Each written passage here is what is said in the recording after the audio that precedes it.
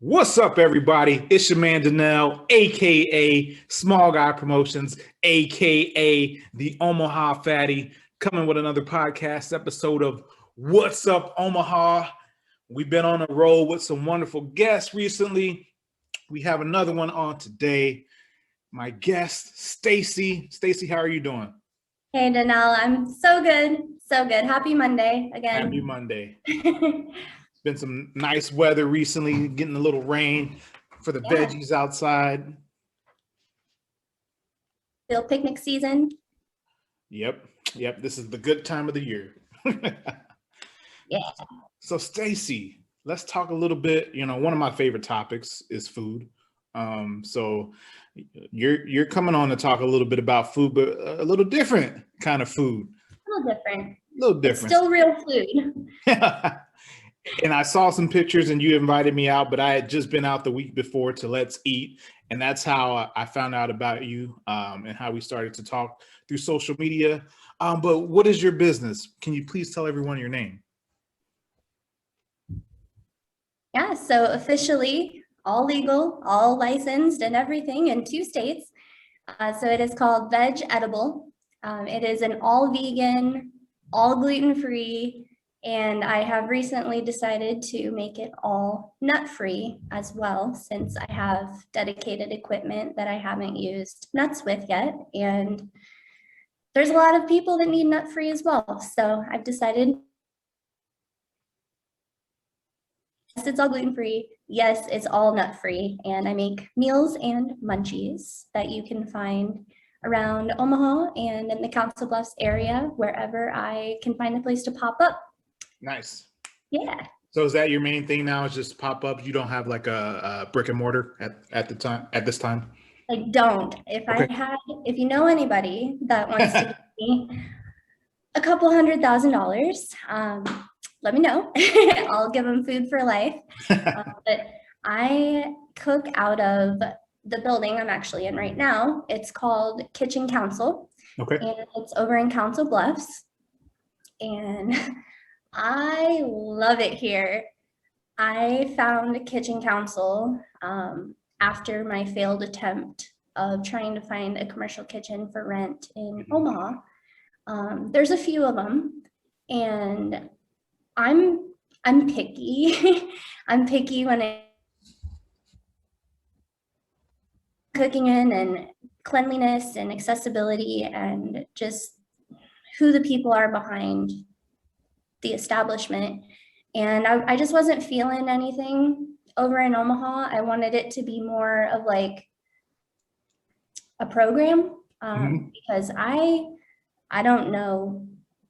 Well, now I do. I didn't know anything about how to start a business, how to get licensed. So Kitchen Council is exactly what I needed. It's for entrepreneurs, and I found Kitchen Council through my good friend Jesse Moore. He's with the Omaha Chamber of Commerce. Okay. They've been great. He recommended that I reach out to Holly Benson. She's the director here in the kitchen. And it was just all downhill from there. I mean, I gave her my email and she sent me every form, every person I needed to contact, how much I needed to pay them, by when, just kind of like a booklet of here's how to get your food startup going. Yeah. And this space is more than I could have ever imagined. It is the 2nd floor of the Potawatomi Arts and Entertainment in Council Bluffs.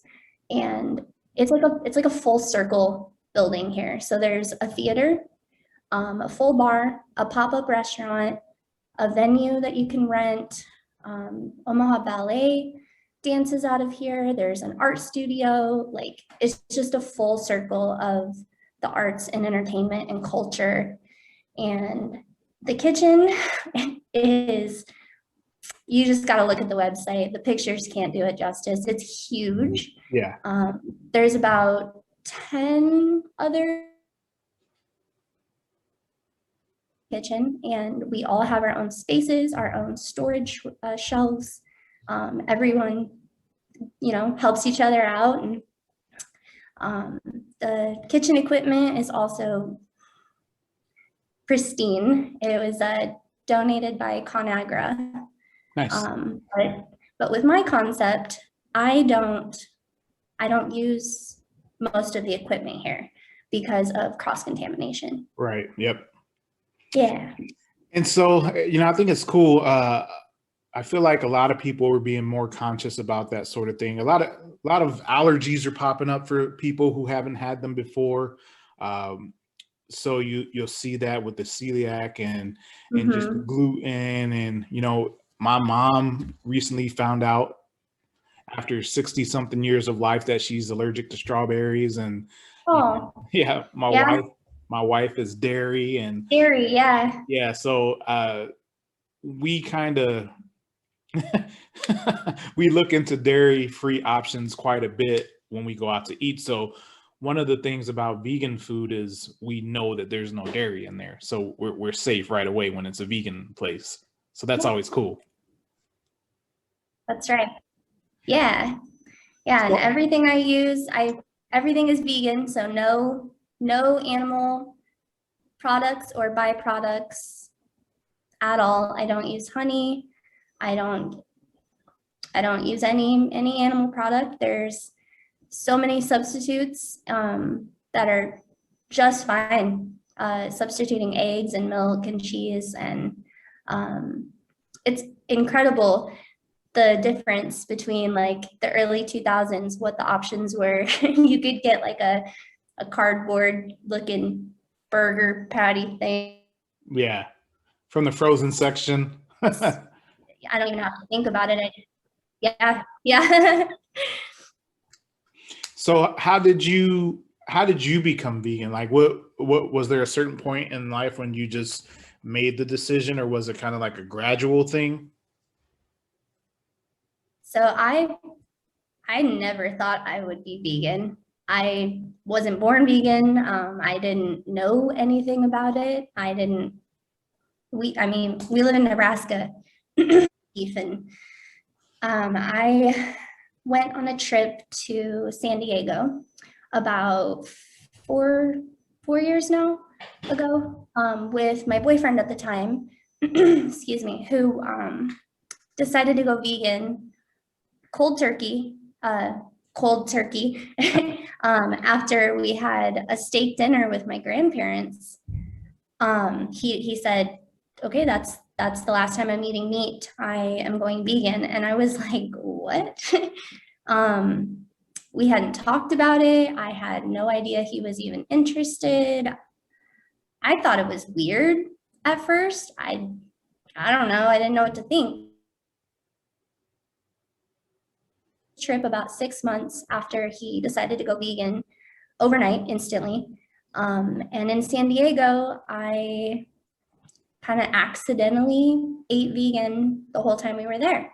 That's just how it is. It's healthy. It's conscious of where things are sourced from, and everything is blatantly marked as either vegan or non-dairy. And I loved it. I had some phenomenal food while I was there.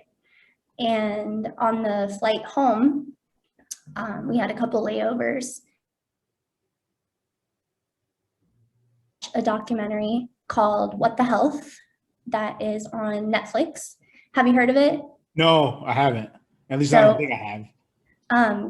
What the Health is directed by Kip Anderson, who is the director of Cowspiracy. Seaspiracy is the newest one. He just kind of goes over the correlation between diet, disease, and dollars, like all the stuff in between that they don't tell you. Yeah. So it was really eye-opening, and there was a story in there that resonated with me about a woman that had chronic asthma. So I was diagnosed with chronic asthma in 6th grade. We had to run the mile. You remember that? And I was like, oh my God, I can't do this. I can't breathe. And I was on 4 different medications daily, and like using, sorry, the lights turned off. I was using my emergency inhaler like every day, which is not good for you. And this woman in the documentary, different medications just to be able to breathe. Like, it's something that you take for granted. Like, I can't breathe like a lot of the time. Yeah. And she adopted a plant-based diet and was able to get off like most of her medicine and be able to be active. And I was like, hey, maybe I should try this. Maybe it'll do my body some good, help my lungs a little bit. Yeah. So that was it. We landed because he decided to go vegan like 6 months before. And that was it. I started researching, like, what do I eat? What can I eat? Where can I go to get food? Like, what do I have to do to be vegan? What do I have to know? And I just became like obsessed with educating myself and looking into options and hearing other people's stories and experiences. And I've been vegan for 4 years now.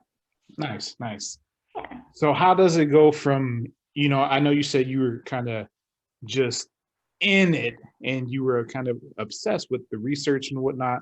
How does it go from you doing that for yourself to wanting to do that for other people?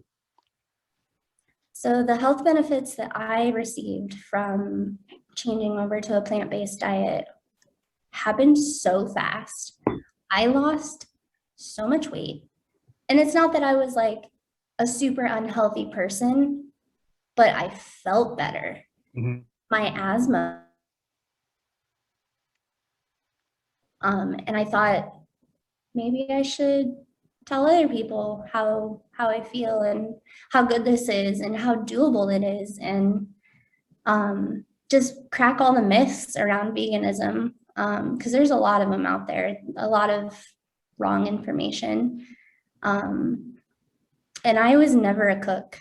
Like, if you ask my grandma, she said, I'm going to send you to college with a microwave and you'll be fine. I never liked cooking. I never wanted to cook. I mean, I did baking, bake with your grandma.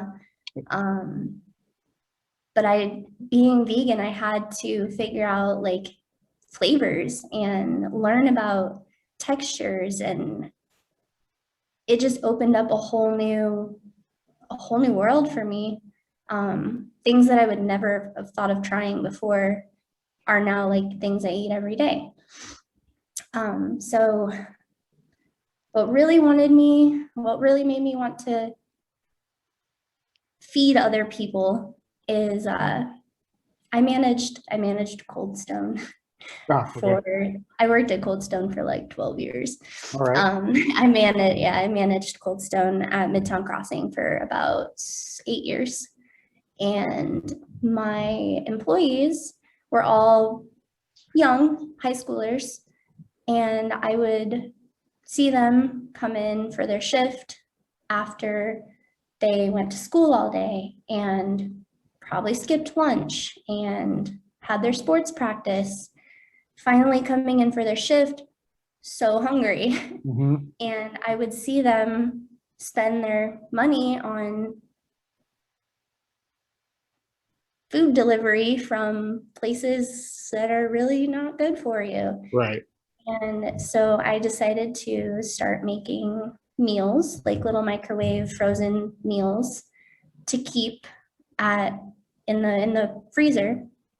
And they would pay me $5, and they loved it. I had like taco bowls, Alfredo, peanut butter tofu was everyone's favorite. Okay. So it just like made me happy to feed them a nutritious meal rather than them spending money, wasting money, and not doing their health any good. Nice. Yeah, I'd imagine that is just a progression of it. You know, you eat it, you think it's good, but then you make it for someone else and they also agree that it's good. And you're like, hey, you know, if they like it, you know, there's probably other people who would also enjoy it as well. So then you just kind of get For the ball sure. rolling there and go. Yeah. So what's like your favorite meal to make or that you offer with your business? Um, Probably my breakfast scramble. I love breakfast, but I'm never up for breakfast. So I'm making breakfast at like noon. I make like tofu scramble, and it's kind of like a one skillet thing. Potatoes, onions, peppers. I make sausage. Um, I make biscuits and gravy.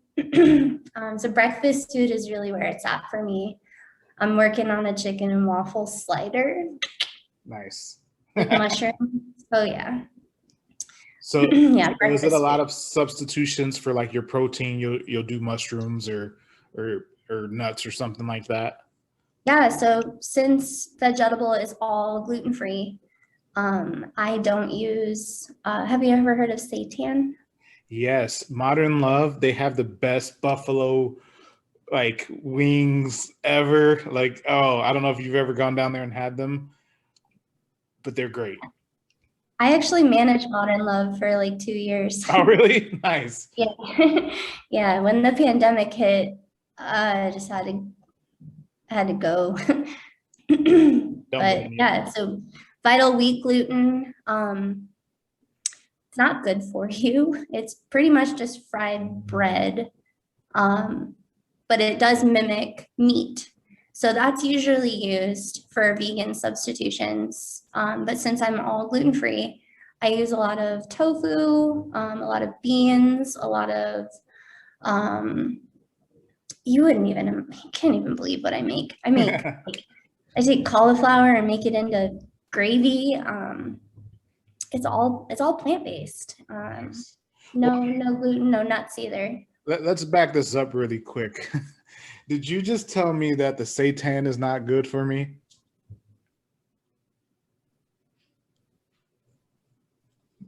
You know how it feels like a rock, like in your stomach, and like, What about the nachos? dude, the nachos are the best. I will say, nobody has better nachos. Okay. Nobody. Okay. Nobody has better nachos. Whew. Very good. And I appreciate what they're doing. I love what they're doing. It's vegan comfort food. I never said it was healthy. It tastes great. And what I'm doing is a little healthier. I'm not saying it's completely fat-free, but I use very little amounts of oil, salt, no wheat. So the digestion process is just nice for you. Okay. And then, so having to learn those new flavors and what kind of works with one another, um, you can say that you feel like you actually hit on those flavor notes when you're, you know, giving it to someone and they're like, "Ooh, this is," you know, sometimes they're like, "This is good for vegan." Like they don't just say that it's good for vegan, or, you know, you're like, "No, it's just good." Yeah, for sure. The most popular item that I make that carnivores are is my barbecue jackfruit. Have you ever had jackfruit? No, I don't think so. You probably would know if you had it. Yeah, I don't. Is it It's this? Is it the thing that like everybody's making YouTube videos about and stuff? probably, I don't know, I'm old now. I don't keep up with that. So jackfruit is a fruit. It's a huge melon looking thing. You can actually buy it at the Asian market. And inside it's like kind of like a pomegranate where there's Yeah, like pods, and I'm gonna Google it's a it. very meaty pulled pork kind of consistency in there. Okay. So I do my thing with it, and it looks like pulled pork and it feels like pulled pork. And put some barbecue sauce on that, and I gotcha. Okay. Well, I know we've had like years ago, we haven't done it for a while, but you know, the squash, making it into spaghetti. We've done Yeah, that wasn't bad. I mean, we didn't love it, but I mean, it's fine. It was kind of a fad thing. Yeah. and it was just something that, I mean, we just wanted to try it. We're like, really, spaghetti out of squash? That doesn't sound like that can happen. And we did it. I think we did it at least twice. Yeah. It's not really the same Twice. thing, but they make gluten-free spaghetti and it's vegan, so there's a lot of options now. Yeah, yeah. So, with all that being said, you know, breakfast is your favorite item. Are you always serving breakfast, or is that just like a special from time to time? Yeah, so I've had a few pop-ups now, where I've had breakfast sandwich, and people love breakfast any time of day. I know I do. Yep, I do. My pop-up coming up at Zen Coffee Company here in the first weekend of June will be breakfast or brunch. The pop-ups that I'm trying to do are usually at like coffee shops, or it just goes well together to do breakfast. I I know I love breakfast. So what is your bacon and your sausage substitutions? What are you using? Like we've seen videos recently. Bacon, because you wouldn't believe it. Yeah. We've seen, I think we had a little lag there or something, but we've seen people make bacon out of carrots, and I think recently there was like banana. Yeah, don't do that Bacon. one. I Don't do mean, that one. Don't eat banana peels. That's weird. yeah, that's what I thought it was, banana peels. So I'm like, weird. how do you even think it? Like, yeah, Yeah, no. So my bacon, I tried the carrots. I didn't try the bananas. Just it just didn't sound good. my bacon is made out of daikon radish. Yeah. So daikon radish I get from the Asian market. And do you know what a daikon radish is? No, ma'am. When you get sushi, you know how there's like shredded carrots and then there's that shredded like crunchy white vegetable, maybe if you've had it then. Well, that's I'm daikon. Googling everything we're talking about that I don't know. So Daikon radish. It's pretty much a water vegetable. Like there's not really any flavor to it. It's just crunchy. yeah, So I take daikon radish and I peel it out and then I soak it in bacony things. So like coconut aminos, which is like gluten-free soy sauce, because soy sauce isn't gluten-free, just so you know. And like liquid smoke and fresh cracked pepper and paprika. And I let it like soak all that back up. And then I bake it and it's crispy and wavy. And it has kind of like translucent pieces in it. So it looks like fat. It looks like bacon and it's really good. okay, all right. So we got to make sure to keep up with your pop-ups. Is made out of, Sorry, it lagged again. yes, It yes. keeps doing that. Oh, you're good. My sausage is made out of quinoa, mushrooms, pumpkin seeds, dates, pinto beans. Like it has so many different textures and ingredients to bind it together. And when I get done processing it, it looks like sausage and it fries up like sausage. And that's what's on my breakfast. All right. Sausage, egg, and cheese and maple syrup. So you got me convinced to try something. I don't know if I'll do the sausage because I don't really do beans a lot. But the bacon, You would never know. that's what people say all the Never time. know. They say, I know you've had beans before, but you would love these beans. And I'm like, Yeah. nah, Ask my No, wife. you She wouldn't. No. tries to sneak beans into our chili one time. She's over there smiling on the couch, but she tried to sneak beans into our chili because I don't eat beans in chili, and she mashed them. And the first night, the chili was good, but there was just something that was off, and I was like, man, there's something. All right, it's all like eco-friendly in the building, so the lights turn off. Yeah, no worries. But I was like, there's something off about this chili. And then I took it for leftovers for lunch the next day. And I'm like, did you put beans in this chili? Busted. Yeah. Trying to get a little protein in there. She's such a punk. But yeah. So I definitely, You're lucky she's feeding you.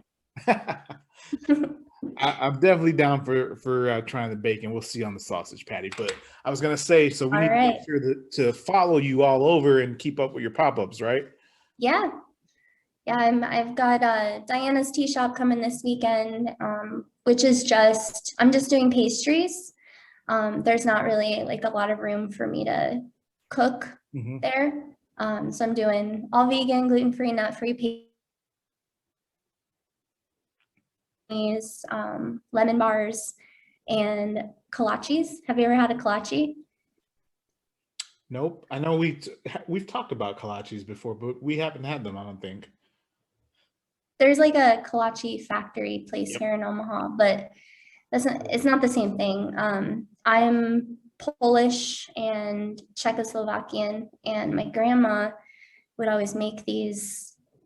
They're called kolaches. It's a very buttery, eggy dough that has fruit filling in the middle. And I really miss them. There's like a whole egg in each one, and like made with regular flour. And I just really miss them. They were always a big part of family events growing up. So I veganized them and I gluten-freed them, and they're so good. I've got like lemon is my favorite. There's cherry, blueberry, poppy seed is everyone's favorite. It's very traditional. So I'll have those at the pop-up and also at Zen. So you just gotta keep following me around until I get enough money to start a brick and mortar. Which, and as you were saying earlier, I was going to touch on, I just 2 weekends ago met with, I don't know if you've seen her, but I've seen her on social before I actually met her, but her name is Yuvi, and she's got her home baking business. But yeah. Yuvi's Bake Shop. Yeah. She said it's so expensive to find like a location to work out of.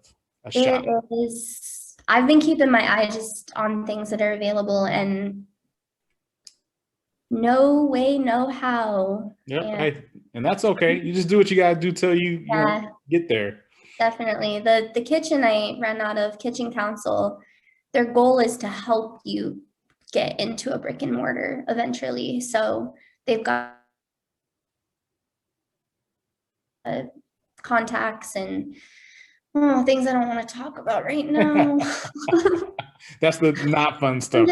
I'm just having fun, making people's bellies happy. Yeah. The food is definitely the fun part. Yeah. Well, that's cool. Where can everyone find you? As we've talked about, keeping up with your social and stuff.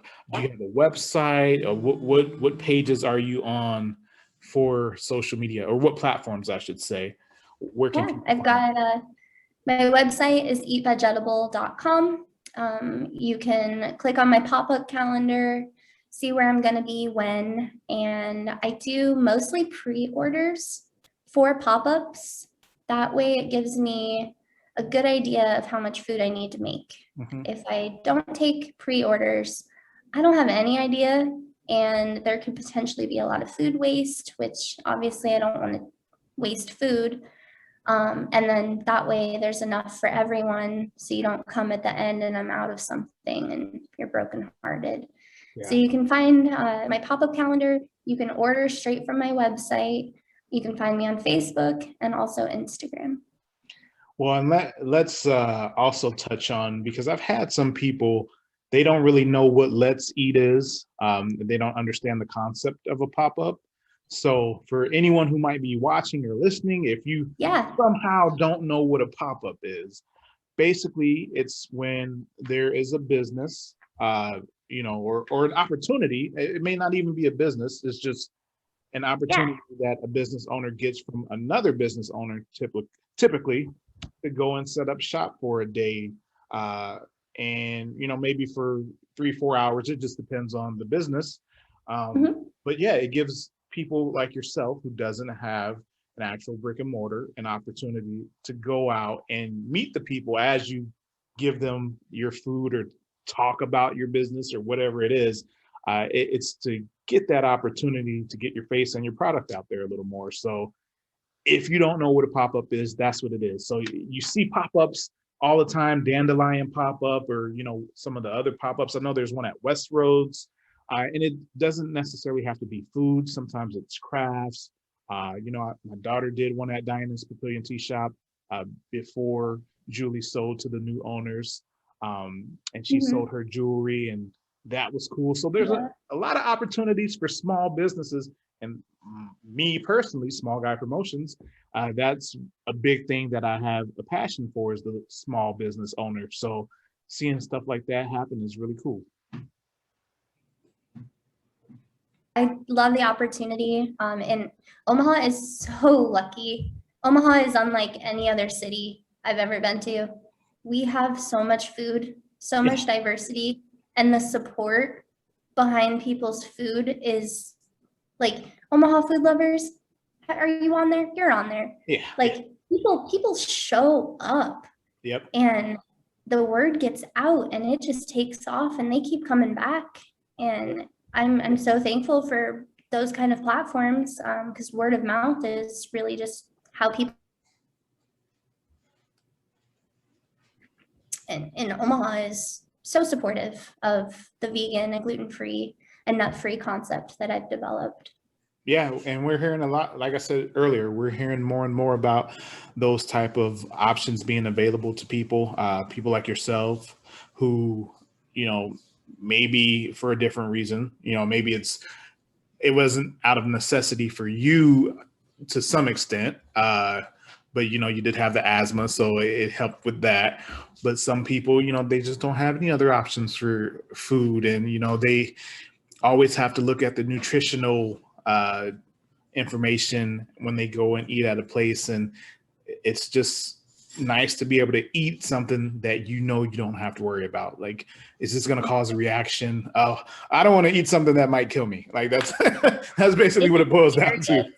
Yeah, I never thought I'd be vegan and I never thought I would offer gluten-free food. I'm personally not, I don't have celiac or anything. My body doesn't like gluten. It doesn't sit well with me. It just kind of makes me feel bad after I eat it. Mm-hmm. And if there's a gluten-free option, yeah, give it to me. But gluten-free food isn't always good. There's a lot of it's Yeah, gluten-free, yeah, and the ingredients that I use and the quality of the ingredients I use help get rid of that. You don't know my biscuits are gluten-free. They're not crummy and dry.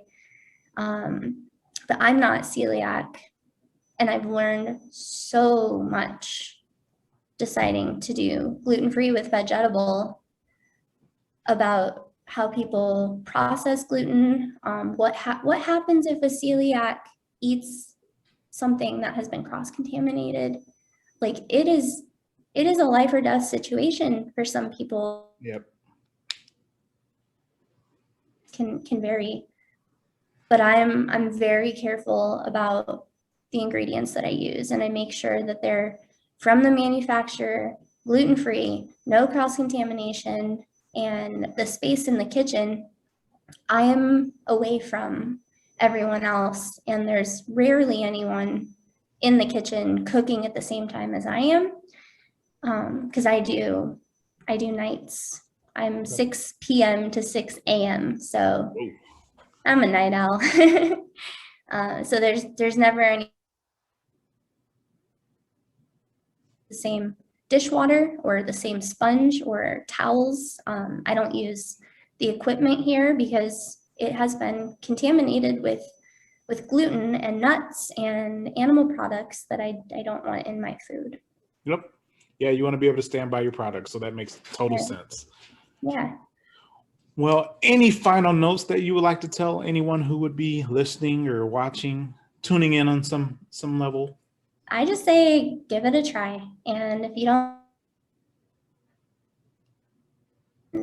I can probably fix it. Like if it's a texture thing, like do you like tofu? Have you ever had tofu? It depends on how it's made. Like we've had some Exactly. before that's not really been good, but we've had some that has been good. If you just chop up some tofu and throw it in something, like no. You got to season it. You got to cook it right. And I've learned how to cook things correctly to mimic textures and flavors. So don't be afraid of vegan food. Don't be afraid of gluten-free food. And if you have an allergy or an intolerance, I'm here for you. I'm here to give you a space that you can give you a menu that you can order from and know that it's going to be okay. It's scary going to restaurants. Yeah. I don't know, I struggled with asking questions at first because your server's busy, you know, there's a line out the door. There's a million different things that can make you feel like you're being extra. But when it comes to like a medical condition, you got to know, you got to have those resources available to tell somebody, yes, this is gluten-free. Yes, it is certified gluten-free. No, there are no nuts, no tree nuts, no nothing in this. So I'm just here to feed people that don't feel as comfortable going to a restaurant, and they know they can order anything off my menu and it's going to fit their needs. Yep. And I definitely appreciate that because I know that we've gone to places times before and people don't consider like butter being dairy or just whatever it is, and we'll ask and they say no, and then after we eat, my wife can feel it almost immediately. Like she's like, I think there was dairy in something that we ate. So it's pretty frustrating sometimes. And then you know, the servers don't always know. Sometimes they go back and ask. Yeah. You know, sometimes maybe they don't really go back and ask. Who knows? But and like it goes farther than just just your server. I've worked in restaurants for 15 years, and if I tell somebody that, hey, my table has a nut allergy, I'm not watching them the entire time they're making the food. And, you know, sanitize their space, and like there's so many areas for cross contamination. Yep. I'm not standing there watching them, and if I'm going to serve somebody something that they're allergic to, I can't do that. Yeah. I can't do that. So having Vegedible, it's my thing. I make the menu. I get the ingredients. I contact the manufacturers.